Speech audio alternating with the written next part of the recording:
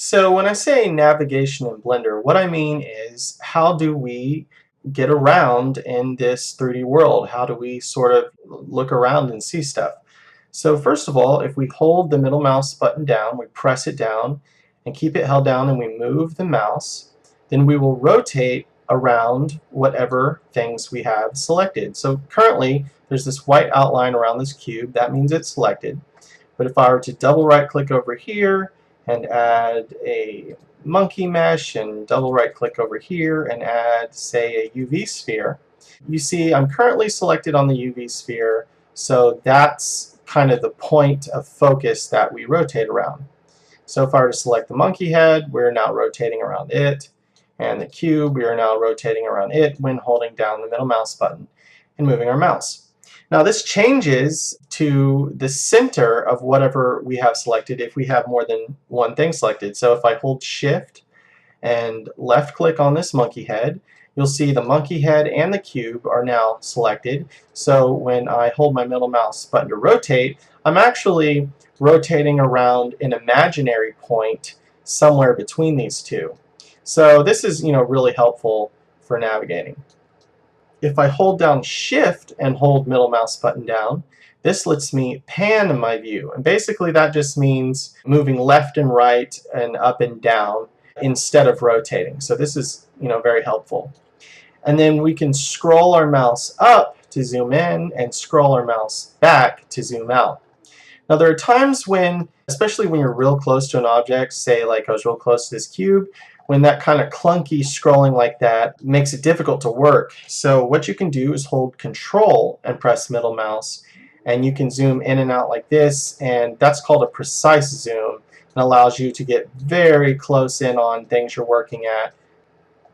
So that's sort of pretty much the basics of navigating. So you just want to hold Shift and middle mouse to pan, middle mouse by itself to rotate around something you have selected, and scroll in and out to zoom, and then hold Control and hold down middle mouse and move your mouse to do a precise zoom.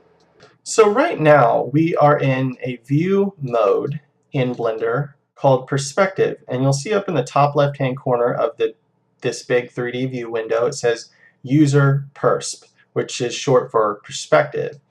And perspective view basically gives us a more realistic framework the way these 3D objects are projected. So for instance, you can see this big UV sphere right here, and it seems to be much bigger than this cube because the cube is farther away. That is the magic of the perspective view.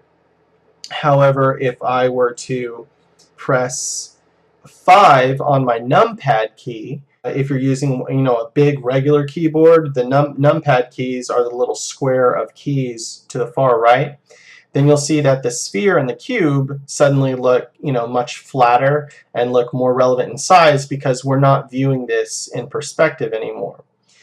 On the numpad key, that's 5, and then you can also use the 4 and the 6 to rotate left and right, because on the numpad keys that's where the arrows are, and you can use the 8 and the 2 to navigate up and down.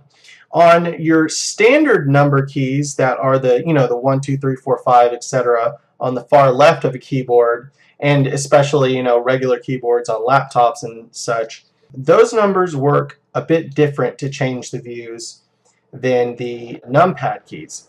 So if we press 1, this puts us into front orthographic view. And the reason why it automatically switches us from perspective to orthographic is it's a lot easier to edit things in orthographic view, or this perspective removed flat view. It's a lot easier to edit things like that. But in general, you want to be working in perspective so that you always have a real world idea of what the objects you're creating look like. If we press 2, it puts us in the back, so we can just kind of like toggle between front and back by pressing 1 and 2 like this, which is helpful. And then 3 puts us into right view, and 4 and left. So we have, you can kind of think as 3 and 4 is toggling between left and right, 1 and 2 is toggling between front and back, and then 5 and 6 for top and bottom.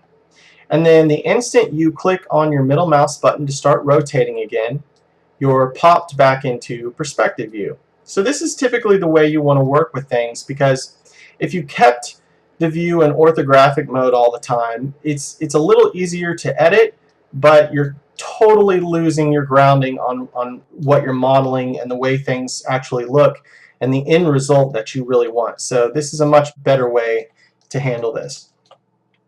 So in addition to all that, we can hold Alt and click on the middle mouse button, and this will zoom us in onto whatever we have selected. Occasionally when you're rotating or zooming and stuff, it will seem to be going really slow.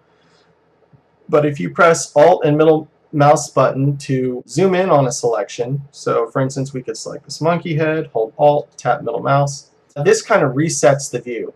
And also pressing Shift C, as you can see up there, we'll put our 3D cursor, that's the little lifesaver looking thing, back in the center of the grid, and also recenter our view if your viewport seems like it's starting to act a little wonky.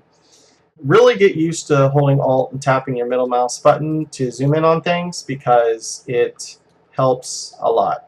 So that's basically it. Revisit this video or check out the documentation PDF that came with your version of Sensei format anytime you need to go over this stuff, and stick around for the next video. We're going to learn some basic editing.